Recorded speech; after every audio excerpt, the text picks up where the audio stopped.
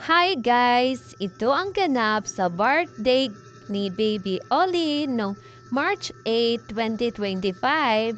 Dina Wong and Ivy, ayan, hawak-hawak nila ang kani-kanilang mga 4 babies.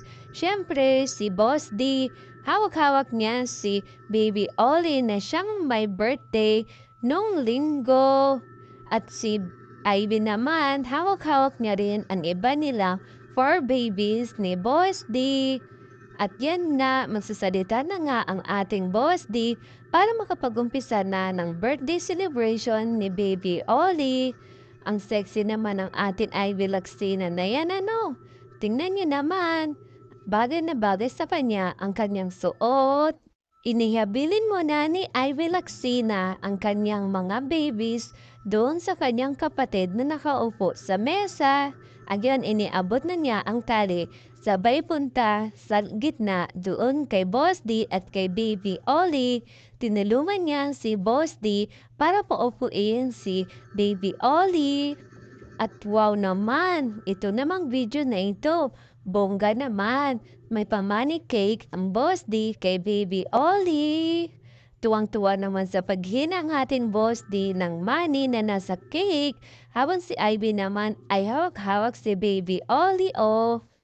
Bongga talaga, Baby Ollie. At dito nga, hindi lang birthday celebration ni Baby Ollie ang ganap nung linggo.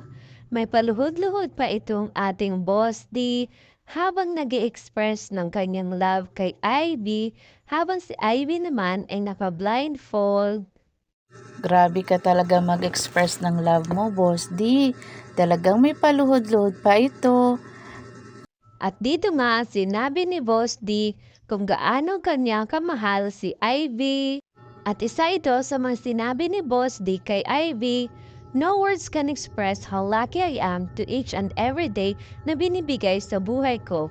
Ipapakita ko na deserving ako sa iyo for the rest of my life. Mahal na mahal kita, Adi. Always sure." Wow naman, nakakakilig naman yan, Boss D. At may pa-fireworks pa ang ating Boss D para kay Ivy. Ang daming kinilig na nandoon. At syempre, kailangan may remembrance sa birthday ni Baby Ollie.